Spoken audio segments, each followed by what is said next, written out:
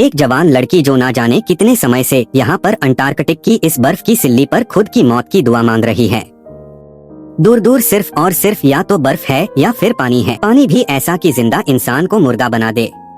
Emily असल में यहाँ अपनी टीम के साथ एक प्रमोशनल वीडियो को शूट करने के लिए आई थी, लेकिन कब उसकी आंख लग गई और जब खुली तो उसके दोस्त जा चुके थे या फिर वो उनसे काफी दूर आ गई है। दोनों में से कुछ भी हो सकता है, लेकिन सच क्या है यह तो हमें आगे पता चलेगा। हेलो, फिलहाल अभी हम देख पाते हैं कि एक रेस्क्यू ऑपरेशन भी चलवाया जा रहा है, पर वो चॉपर सिर्फ एमिली को बर्फ के पहाड़ों के ऊपर या फिर किनारे पर ही ढूंढ रहा है, क्योंकि उन्हें यह लगता है कि अगर वह जिंदा हालत में होगी तो यही होगी। भला इसे आगे कहाँ ही जाएगी? अगर चली भी गई तो ठंडे पानी से कब का मारी गई होगी, और इस वजह से वह समुंदर में नहीं जा रहे हैं।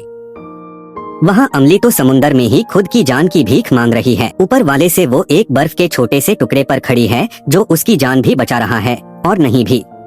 ऐसा इसलिए क्योंकि अगर वह उस दिन ग्लेशियर से नीचे नहीं गिरती तो हो सकता है कि वह टीम उसे कब का ढूंढ चुकी होती। लेकिन वह गिर गई, और गिरी भी तो एक प्लेट पे जो उसे तैराते तैराते इतनी दूर ले आई कि अब यहाँ से कोई करिश्मा ही होगा जो उसकी जान को कुछ और दिन मोहलत देगा। एमिली के लिए अब यहाँ से जितना भी समय आएगा या फिर जितने भी दिन वह बिताने वाली है वह आसान नहीं होने वाली है, क्योंकि उसे कुछ ऐसे फैसले लेने पड़ेंगे जो कि इंसान के लिए बेहद कठिन होते हैं, और उसके साथ साथ आपको कुछ अच्छी चीजें सीखने को मिलेंगी। हम उसके पास कुछ चीजें देखने को मिलते हैं जो उसके लिए उसके कठिन सफर का सहारा बनने वाली है। सबसे पहले तो उसने अपने बैग से वुलन कैप निकाली, उसे पहन लिया क्योंकि यहाँ ठंडी हवाएं चल रही है। इसके बाद वह अपने बैग से एक ड्राई फ्रूट का पैकेट निकालती है और उसमें से कुछ हिस्से को खा लेती है। लेकिन जब खाना खाया तो प्यास भी लगेगी, क्योंकि पेट भरेगा तो गला सूखेगा भी, इसीलिए उसने पानी भी पी लिया। पानी की किल्लत अब उसे महसूस होने लगी है, इसीलिए उसने एक जुगाड़ किया। उसके पास उसकी एक किताब है, या फिर यूँ कहें कि उसकी जिंदगी की किताब है उसके पास, क्योंकि उसके हर पन्ने में उसने अपने दर्द को कलम से उतारा है, और उसी के एक पन्ने को उसने फाड़ा। फिर जो उसके पास दूरबीन थी उसके लेंस को धूप की तरफ किया, जिससे वह पेपर में धुआं सुलगने लगा। इतने में उसे बोतल के कप में कुछ बर्फ इकट्ठा कर ली और उसी सुलगते हुए धुएं के ऊपर रख दी, जिससे वह पिघलकर पानी बन गया।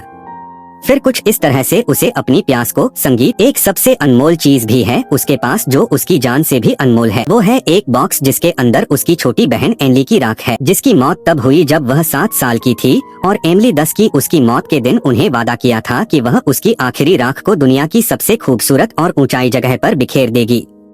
इसीलिए वह यहाँ पर आई थी। अपनी टीम से दूर ग्लेशियर के पास बर्फ, पानी और आसमान, ऐसा संगम तो बहुत ही कम जगह देखने को मिलता है, इसीलिए उसने यहीं पर उसे बिखेरने का मन बना लिया। लेकिन तभी उसका पैर फिसल गया और वह सीधा गिरी सिल्ली पर और बेहोश हो गई। और जब अब उसकी आंख खुली तो सिल्ली धीरे धीरे करके अपनी मंजिल से काफी दूर होती चली आई है। इतनी दूर आ गई है कि उसे कोई देख नहीं पा रहा है। तो कुछ इस तरह से अमली इस सुंदर पर खतरनाक जगह पर फंस चुकी है। अब सवाल यह है कि कब तक वह संघर्ष कर पाएगी।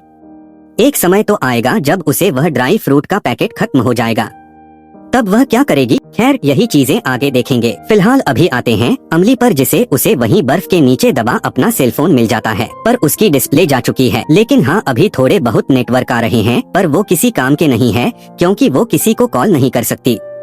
अगर उसने वॉइस कंट्रोल ऑन किया होता तो हो सकता है कि वो किसी को कॉल कर पाती, पर वो भी उसने नहीं किया। यही छोटी छोटी चीजें हमें लाइफ के किसी ना किसी मोड़ पर बहुत ज्यादा चोट देती हैं, जैसे कि उसे अभी यह चीज दे रही है। अब दिन की धूप ने ना तो उसका अच्छा साथ दिया, लेकिन रात के काले बादलों ने उसका जीना हराम कर दिया।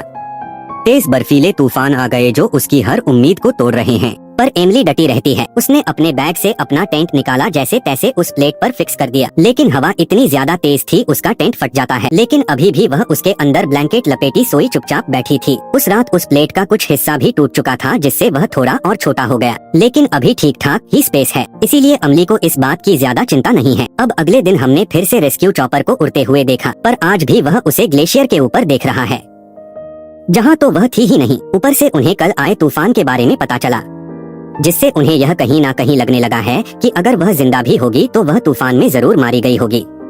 लेकिन अमली अभी भी जिंदा थी और उसका जज्बा भी। अपनी किताब में वह लिखती है कि आज उसका दूसरा दिन है, पर इन 48 घंटे में उसने उन लोगों को सबसे ज्यादा याद किया जो उसकी जिंदगी के सबसे अनमोल हिस्से थे।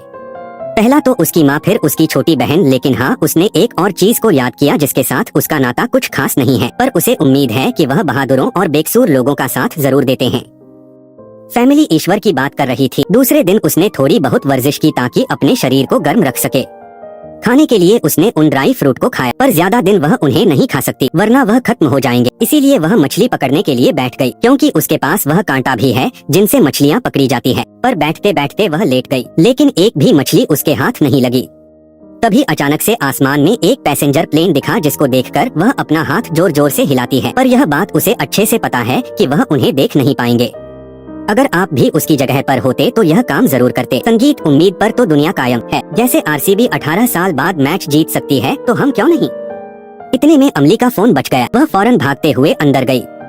देखा कि यह तो किसी एसी बेचने वाले का फोन था, जो उसे कह रहा है कि गर्मी बहुत ज्यादा बढ़ गई है, तो तुम्हें अब न्यू एसी खरीद लेने चाहिए। क्रोनोलॉजी समझिए आप यहाँ पर -34 डिग्री के तापमान में अगर एमिली की हालत में हो, तो उसी दौरान आपके पास एक कॉल आया जो आपकी उम्मीद की किरण बन सकता है। लेकिन वह बंदा आपको एसी बेच रहा हो, तो आपको ऐसे में कितना गुस्सा आएगा।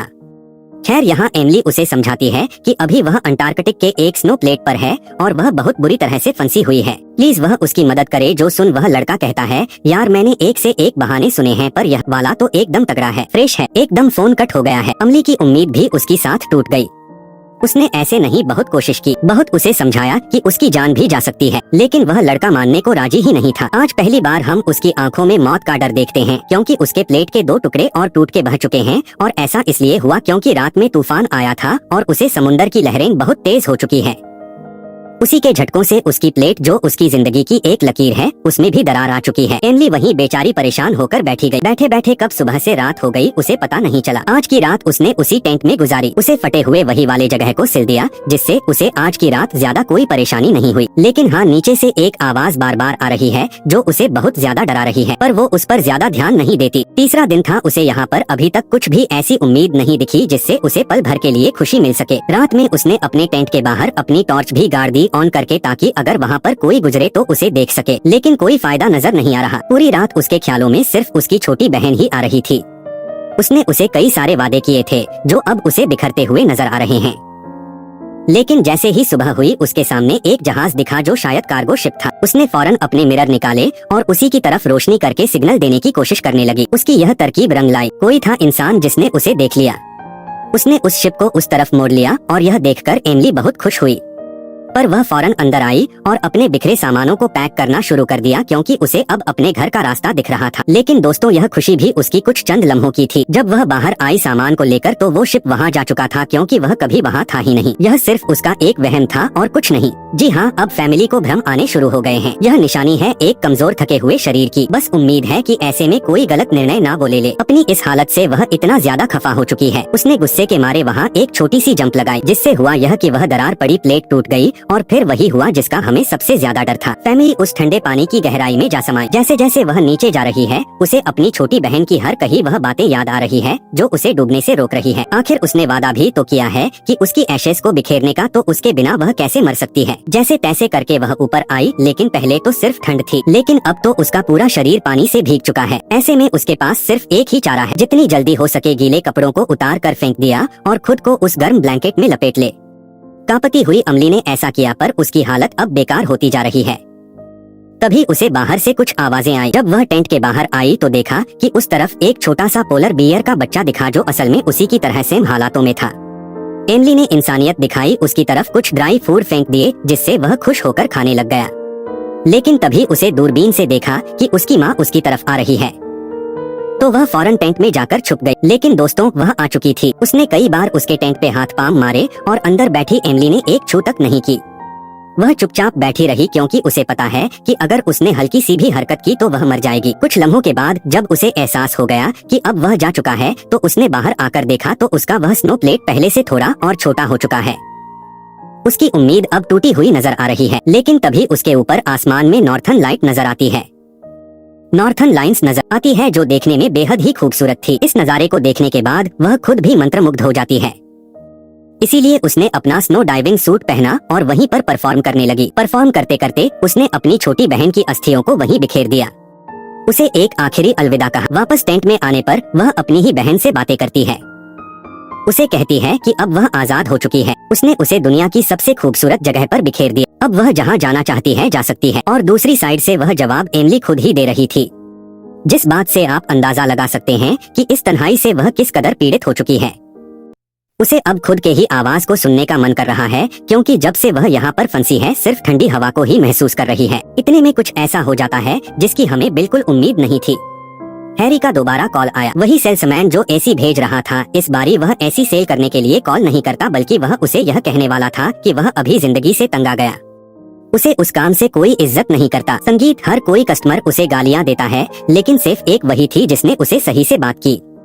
इसीलिए आखिरी बार वह उससे बात कर रहा है, ताकि अपने आखिरी समय पर किसी को अपना हालिल दिल बता सके। इतनी अजीब बात है, एक इंसान जो अपने कमरे में बैठे बैठे सुविधा होने के बावजूद भी खुद की जिंदगी की अहमियत को समझ नहीं रहा है।